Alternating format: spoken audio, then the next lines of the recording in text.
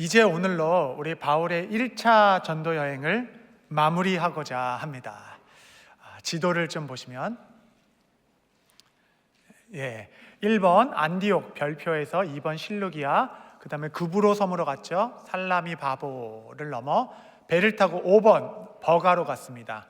그래서 버가에서 타우루스 높은 산맥을 넘어 6번 비시디아 안디옥으로 지난주까지 다룬 말씀이고요. 오늘은 7번 이고니온, 8번 루스드라, 9번 더베에 이르기까지 이 세 도시 복음 사역을 한 번에 여러분께 좀 전하고자 합니다. 바울이 마지막 방문한 이 세 도시의 현장은 모두 다 다른 모양이었습니다. 지역이 똑같은 상황이 하나도 없었어요. 그래서 이 세 가지 다른 지역은 선교의 세 가지 모습을 입체적으로 보여줍니다. 이게 선교지의 모습이기도 하지만 또한 우리의 삶의 치열한 삶의 현장을 나타내기도 합니다. 삶의 또 다른 세 가지의 모습. 그래서 말씀을 드리면서 여러분 한번 스스로 생각해 보시면 좋을 것 같습니다. 지금 내가 서 있는 땅이 이고니온과 같은지, 아니면 루스드라와 같은지, 아니면 더베 땅과 같은지 자신을 돌아보고 좀 해답을 얻는 시간 되시기를 바랍니다. 바울 일행은 이고니온에 이르게 되었습니다. 그곳에서 복음을 전하니까 또 허다한 무리가 복음 앞에 나와 예수를 믿는 일이 시작되었습니다. 그러나 그곳에서도 동일하게 원수들이 유대인들을 충돌하기 시작하여서 악감을 품고 사도들을 대적하는 무리들도 못지않게 일어나게 되었습니다.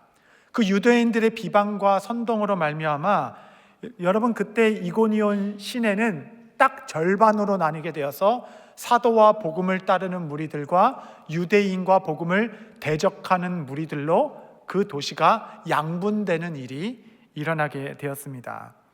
여러분, 이 복음은 나름 고요했던 도시에 소요를 일으켰습니다. 그 지역에 일찍이 없었던 거룩한 난리가 일어나게 되었습니다. 반은 복음에 반응하였고 반은 복음을 대적하였습니다. 여러분, 이런 현상은 비단 이고니온뿐만 아니라 우리 내부, 우리 안에서도 일어나는 일입니다.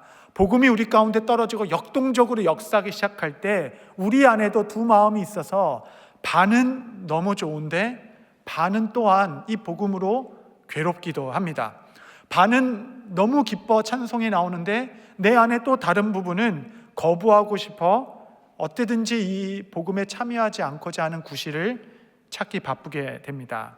우리의 반은 정말 하나님을 믿고 하나님을 의지하여 세상을 나가겠다, 우리는 다짐하게 되지만 또 다른 반은 사실 너무 두렵고 또 의심이 되기도 합니다. 여러분, 복음은 이처럼 우리 안에도 거룩한 소요를 일으킵니다. 우리가 복음을 듣는 이유는 익숙한 곳에 앉아 썩어질 것을 위해 살아가는 우리의 삶의 도전, 작은 파동을 일으키면서 거룩한 도전을 던지는 것이죠. 여러분, 우리가 걷고 있는 이 길을 100% 확신 가운데 걷는 사람 아무도 없습니다. 우리는 이 길을 알고 걷는 것이 아니라 믿고 걷고 있는 것입니다. 우리는 날마다 불현듯 들어오는 의심, 좌절, 우울함, 모든 두려움을 배제하고 날마다 믿음을 선택하는 사람들입니다. 여러분, 한 나무가 쓰러질 수 있는 각도는 수없이 많죠. 그러나 한 물체가 올곧게 설 수 있는 각도는 단 하나입니다. 그와 같이 여러분, 날마다 두 마음으로 나뉘어 복음과 또 다른 마음이 싸우고 있는 우리 마음이 주 앞에 곧게 설 수 있는 단 하나의 방법은 그리스도 안에 견고히 서 있는 것입니다. 믿음 안에 굳건히 거하는 것. 나중에 이제 다루겠지만 사도 바울은 더베까지 가서 이제 집으로 돌아간 것이 아니라 다시 개척했던 도시들을 되밟아 돌아오게 됩니다. 왜냐하면 개척된 교회들이 흔들리고 있기 때문에 그런 것이에요.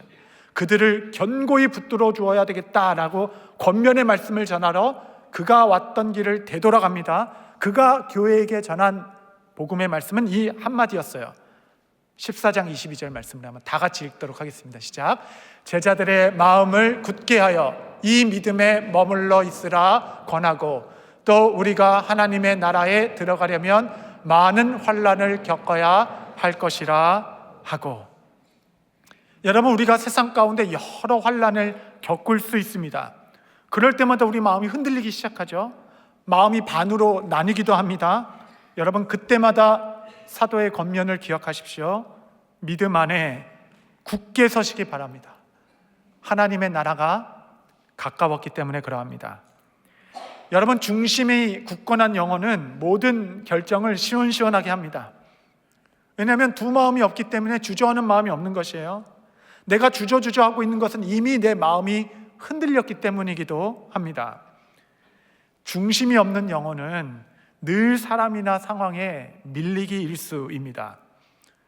진정한 자유한 영혼, 진정한 자유는 흔들리지 않는 결론에서부터 오는 것이에요. 이미 내버린 결론, 내가 갈등이 생기고 묶임을 받는 이유는 슬그머니 다른 여지를 열어두었기 때문에 그렇습니다. 여러분, 이미 내버린 결론을 붙잡고 뒤를 돌아보지 않는 것입니다. 두 마음 품지 않고 믿음의 확실함 가운데 굳건히 거하시는 우리 성도님들 되시기를 바랍니다. 아멘. 이 니고니온이라는 삶의 자리가 어디인가? 이것은 14장 2절 3절 사이에 니고니온 삶의 자리가 놓여져 있습니다. 2절 말씀 보시면, 그러나 순종하지 아니하는 유대인들이 이방인들의 마음을 선동하여 형제들에게 악감을 품게 하거늘. 3절, 두 사도가 오래 있어 주를 힘입어 담대히 말하니 주께서 그들의 손으로 표적과 기사를 행하게 하여 주사 자기 은혜의 말씀을 증언하시니. 이 말씀 조금 더 보시면 우리 한국말 번역에는 번역하지 않는 단어가 하나 있습니다. 영어는 있죠. 밑에 보면 접속사입니다. Therefore, 그러므로. 헬라어 운이라는 단어를 우리나라는 번역하지 않았어요. 2절과 3절은 그러므로라는 접속사로 연결되어 있습니다. 그런데 여러분, 이 그러므로라는 접속사로 연결된 2, 3절이 여러분 다소 어색하지 않습니까? 사도들이 오래 머물러 있기로 결심하였다, 그러므로라고 연결되려면 그 앞에는 복음의 흥황한 역사가 있던가, 그들이 환대받고 환영받고 또 그냥 축복 속에서 있기에 그러므로 오래 머물러 있어, 이게 연결될 것 같은데, 그 앞에 문장은 악감을 품은 사람들이 그들을 대적하고 비방 가운데 있으므로, 그러므로 그들은 이곳에 더 오래 있기로 작정하여 주의 말씀을 힘있게 전하였다라고 말합니다. 여러분, 지금 이고니온 사람들은 사도에 대하여 악감을 품고 또 복음을 거절하고 받아들이지 않고 있기 때문에 그는 이곳에 더 있기로 작정한 것입니다. 왜냐하면 너무 땅이 황폐하기 때문에, 한두 번으로 될 문제가 아니구나, 이 복음의 뿌리가 더 깊게 내릴 수 있도록, 생각보다 더 척박하고 더 황량한 땅이기에 더 나는 마음을 단단히 먹고 더 오래 있어야 하겠다라고 결단한 사도들. 여러분, 그들의 생각과 결심이 사뭇 우리와는 거리가 있지 않습니까? 여러분, 제가 대학교 때 배운 정신 중에 하나가 제 삶의 좋은 지표가 되는데, 그것이 바로 반대정신이라는 것입니다. 반대정신. 이게 뭐냐면, 우리의 마음이 워낙 죄에 익숙하고 기울어져 있기 때문에 우리가 마음에 쏠리는 반대로 행하면 오히려 하나님의 뜻에 부합하는 결과가 나올 수 있다라는 말입니다. 그래서 적용해보면 이런 겁니다. 어느 날 정말 너무 예배가 가기 싫을 때, 그럴 때가 있죠. 저도 가끔 금요일 날 저녁에 또 하필 또 비가 부슬부슬 내리고 정말 예배 가기 싫다라는 마음이 들 때, 그래도 가야지, 내가 오늘 설교인데 어떻게 가야지, 어떻게 안 가겠어요. 가끔 우리가 이렇게 예배에 나가기 싫은 그런 마음이 있을 때 반대 정신으로 더 적극적으로 예배의 자리에, 은혜의 자리에 나가는 것이죠. 하나님께서 내게 주실 은혜가 있기에 원수들을 방해하는구나. 때로는 정말 입도 뻥끗하기 싫은 때가 있죠. 마음이 우울하고 찬양이 끊겨졌을 때 오히려 의지적으로 이렇게 아름다운 성가대의 찬양, 우리 찬양팀의 찬양을 다시 들으면서 그의 마음을 같이하여 찬양하기 시작하는 거죠. 반대 정신으로. 때론 사람들이 너무 힘들게 하고 오해하고 공격할 때고 이제 만나기도 싫고 멀리서만 봐도 심장이 두근두근 할 때라도 오히려 반대로 더 나아가서 섬기고 사랑하고 그 앞에서 내 자신을 죽이며 나아가는 것, 여러분 그것이 반대 정신 아니겠습니까? 여러분 지금 여러분이 서 있는 그 자리 기도하고 서신 것 아닌가요? 주께서 보내신 곳에 약속하신 것을 이루기까지 떠나지 아니하겠다. 당장이라도 떠나고 싶은 선교의 자리, 삶의 지경이 있습니다. 너무 황량하고 너무 척박해서 무언가 씨를 심고 거둘 수 있는 그런 토양이 아닙니다.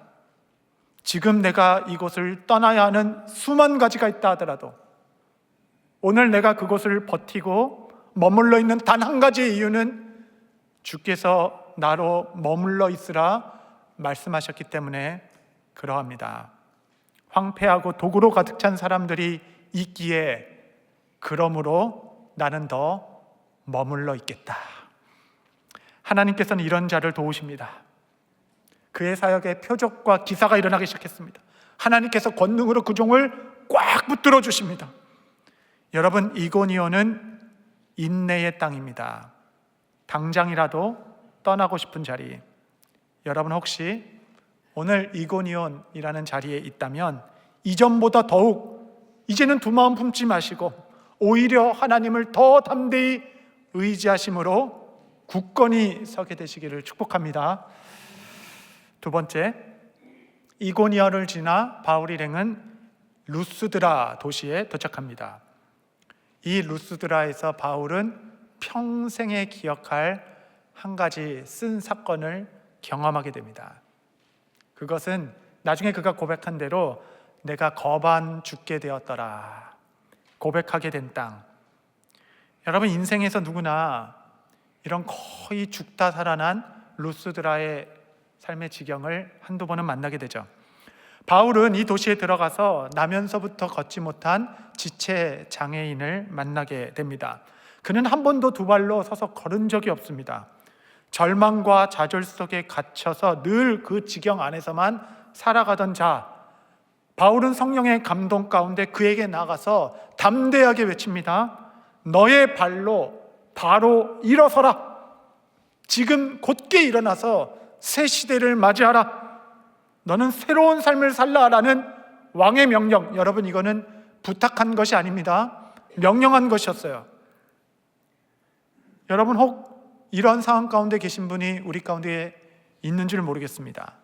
어둠 속에 갇혀 계신 분들, 성령께서는 동일한 명령을 우리에게도 하신다라고 믿습니다. 이제 그 익숙한 절망의 자리에서 너의 발로 곧게 일어서라. 우리는 언제까지 침륜에 빠질 자들이 아닙니다. 때로는 발에 티끌까지도 털어버리고 그 자리에서 곧게 일어서야 합니다. 어떤 상황에 갇혀 더 이상 분노하지 마시고 이제 더 이상 속상해하지 마시고 여러분의 심령이 계속 상처받도록 허용하지 마십시오.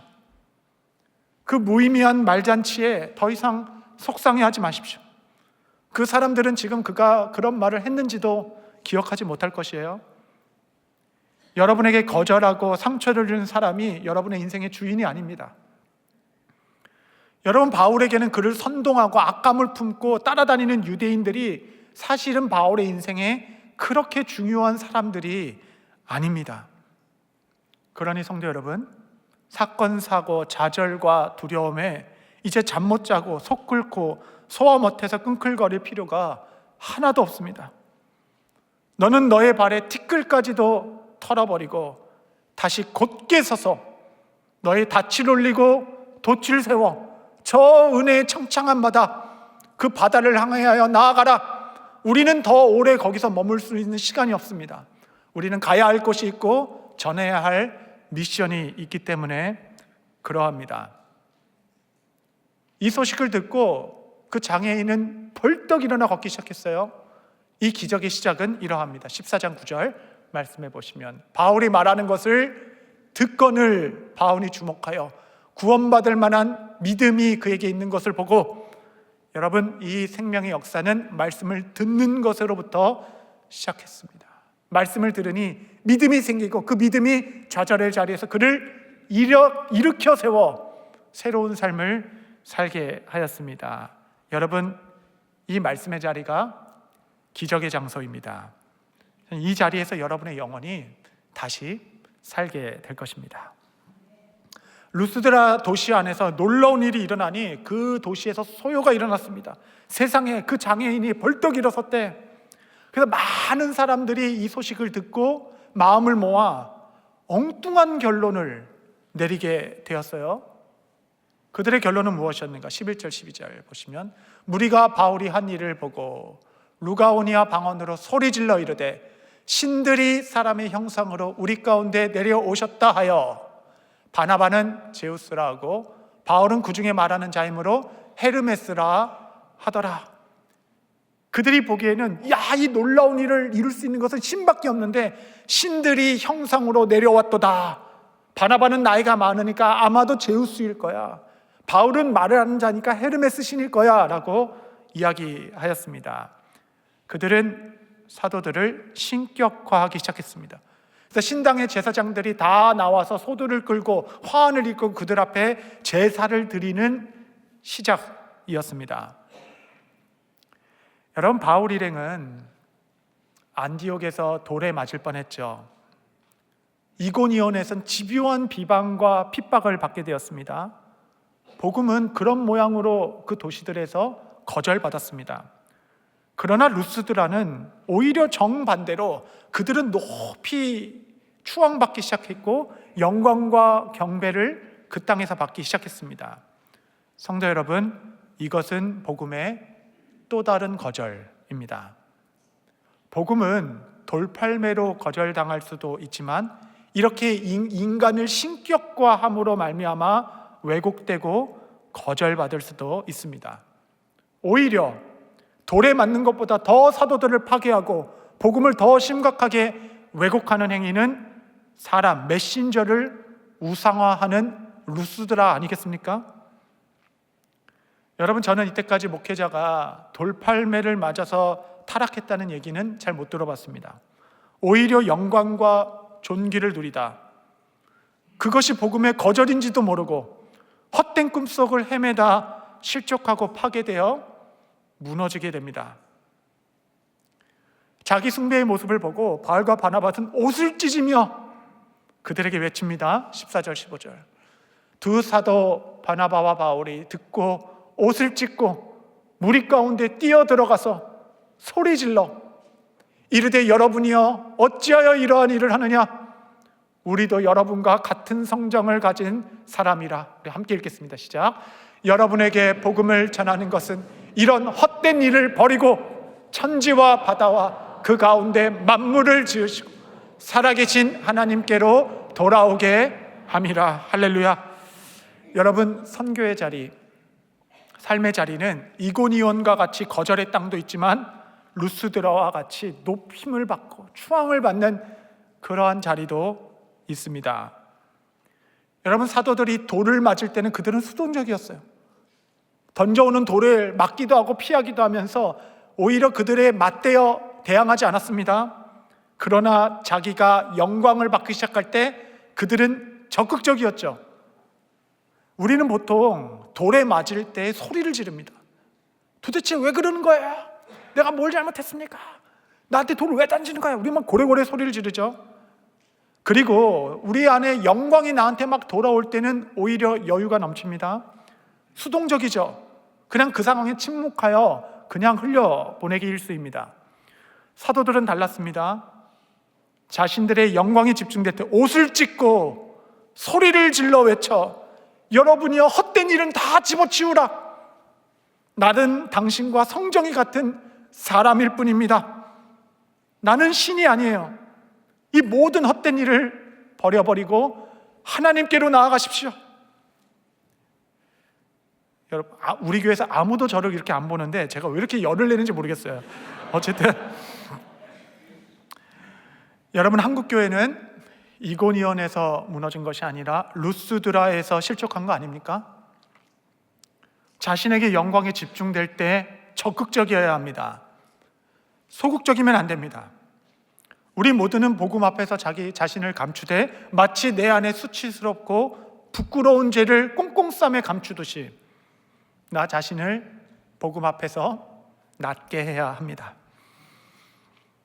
자신의 반응과 같지 않으니까 악감을 푸는 유대인들이 이때다 기회다라고 그 사람들을 막 선동하기 시작했어요. 그래서 그들을 죽여야 하겠다라고 마음을 모으게 하였습니다.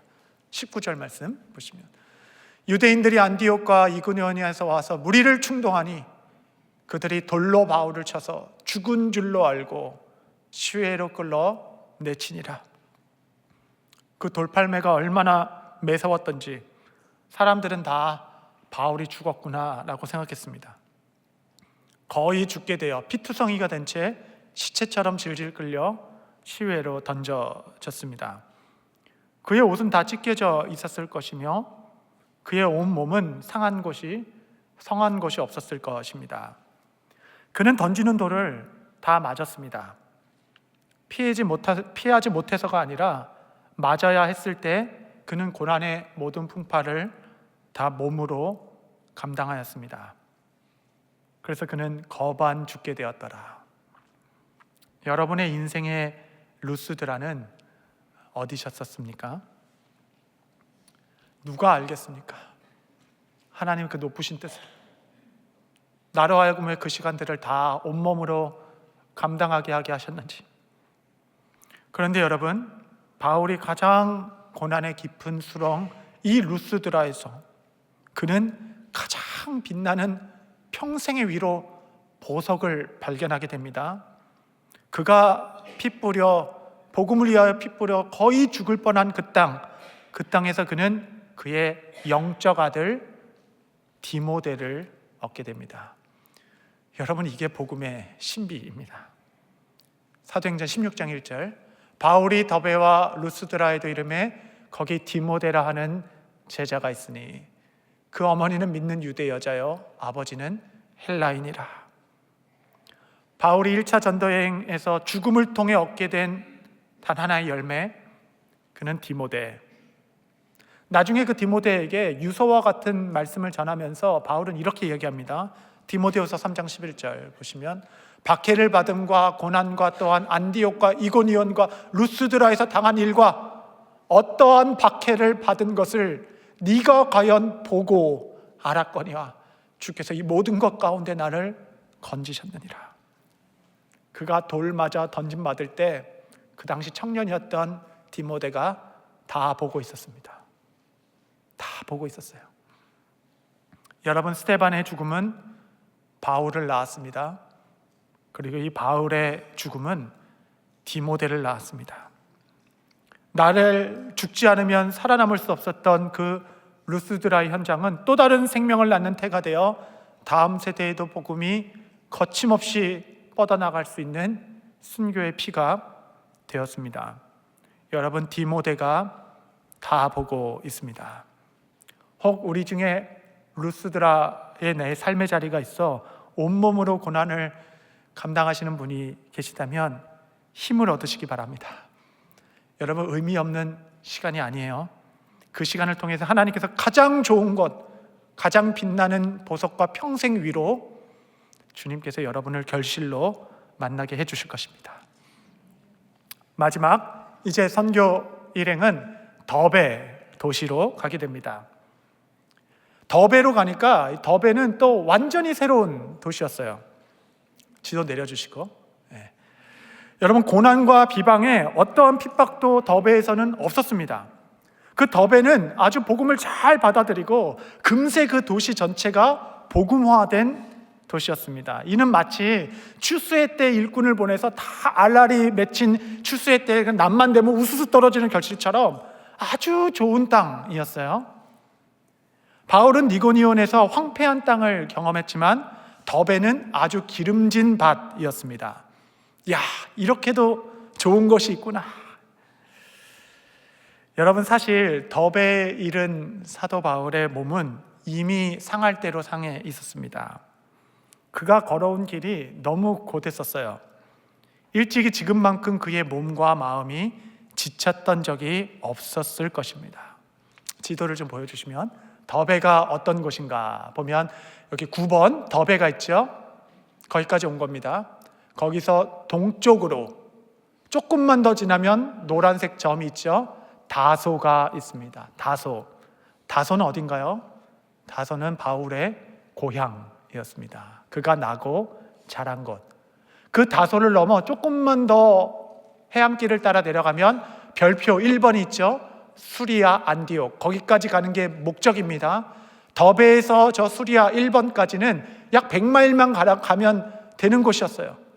그런데 여러분, 더베에서 사도 바울의 일행은 다시 방향을 틀어 파란색 화살표를 따라 루스드라, 이고니온, 비시디아, 안디옥, 버가를 거쳐 배를 타고 1000마일에 이르기까지 그 황폐한 땅을 다시 다시 실루기아를 거쳐 안디옥으로 돌아가는 길을 더베에서 선택하게 됩니다. 지도 내려주시고, 여러분, 누구라도 내 마음의 고향, 내 어머니의 집, 이제 지칠 대로 지친 몸을 가지고 조금 몸과 마음을 추스리고 싶지 않겠습니까?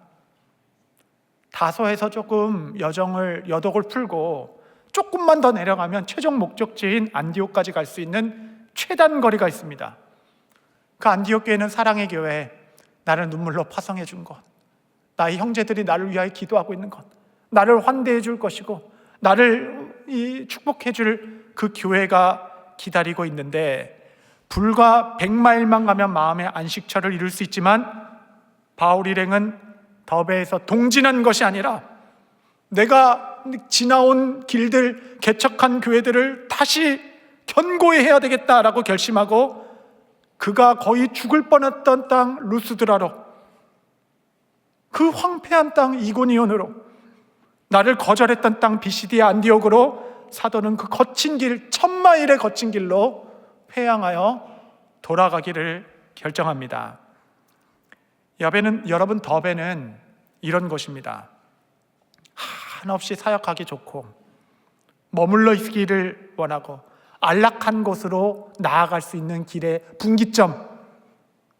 그는 더베에서 동진하여 고향을 거쳐 안디옥의 최단 거리로 갈 것인가, 아니면 다시 돌아가 돌팔매와 거절과 외면의 땅, 교회들이 홀로 외롭게 버티고 있는 황폐한 땅을 돌아 나아갈 것인가, 100마일의 평탄한 길을 놔두고 1000마일의 거친 들로 나아가게 하는 복음, 도대체 사도 바울의 숨쉬고 있었던 역동하는 복음의 깊이는 무엇이었고 그 열정은 무엇이었는가? 우리는 생각하게 됩니다. 더베에서는 우리는 이런 생각을 하게 될 것이에요. 주님, 제가 이제 할 만큼 했습니다. 제 1차 전도 여행은 이제 거의 끝났어요. 이제 마침내 평탄하고 수월하여 열매를 거두는 듯합니다. 이제 그만하고 싶습니다. 저는 이미 너무 지쳤고 멈추고 싶습니다 라고 고백하는 성도님이 있다면, 여러분, 더베는 제 헌신의 자리입니다. 100마일의 고향길을 목전에 두고 1000마일의 황폐한 땅으로 다시 나아갈 만큼 우리 안에, 우리 심령에 이 복음을 향한 야성과 감격이 살아있는가? 우리 자신을 돌아보는 자리, 더베. 바울이 최종 목적지인 수리아 안디옥을 목적에 두고 다시 돌아가서 교회를 견고하게 해야 되겠다, 그렇게 결정한 결정적인 계기가 하나 있습니다. 그는 아마도 더베에서 깨달았을 거예요.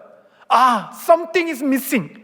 내가 교회를 열심히 세웠는데 무언가 하나를 놓쳤구나. 다시 1000마일이라도 돌아가서 그 교회들마다 방문하여 이 교회를 견고하기 위하여, 그 교회를 위하여 무언가를 해야 되겠다고 결심했을 것입니다. 그 결심이 그가 크게 다시 돌아가는 결정을 하게 했을 것이에요. 그 교회가 견고히 서기 위한 필수적인 요건, 그것은 바로 장로를 세우는 것이었습니다. 사도행전 14장 23절 보시면, 각 교회에서 장로들을 택하여 금식 기도하며 그들이 믿는 주께 그들을 위탁하고, 그는 다시 돌아가서 개척된 교회마다 금식하고 기도하여 자기가 세워진 것처럼 똑같은 방법으로 장로를 교회에 세웠습니다. 여러분, 교회에는 직분이 있어야 합니다. 장로의 직분은 목양직입니다. 한 명 한 명, 이고니온 같은 황폐한 땅에서, 루스드라와 같은 거절의 땅에서 흔들리는 성도들을 한 명 한 명을 붙잡아주고 교회를 든든히 세우며 견고히 할 목양자들, 여러분, 우리 교회 훌륭한 장로님들이 많이 계십니다. 시무와 상관없이 여러분의 사명은 끝나지 않았습니다. 장로는 목양직이 있기 때문에 그러합니다.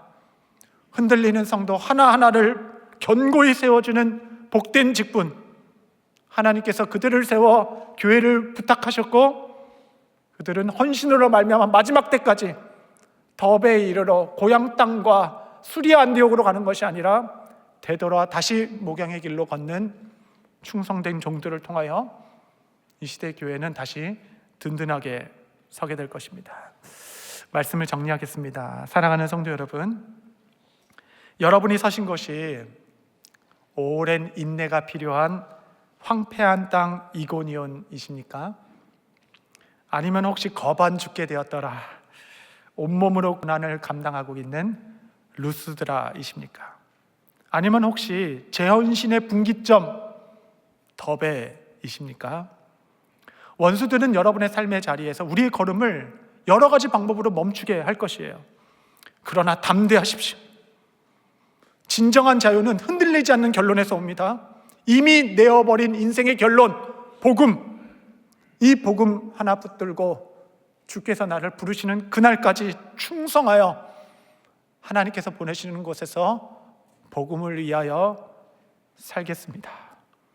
이렇게 헌신하여 일어나는 무리들이 열방이 복이 되는 교회를 소망하여 나아가는 우리 뉴저지 초대교회에 많게 되게 되시기를 바랍니다. 여러분의 삶에 하나님의 은혜가 함께 하시기를 축복합니다. 기도하시겠습니다. 거룩하신 주님, 삶의 각 자리에서 우리를 붙들어 주시되 담대하게 하옵소서. 하나님 복음을 향하여 우리의 마음과 뜻이 곧게서 세상을 이기는 종들 되게 하옵소서. 주여 새 힘을 허락하여 주옵소서. 예수님의 이름으로 기도합니다. 아멘.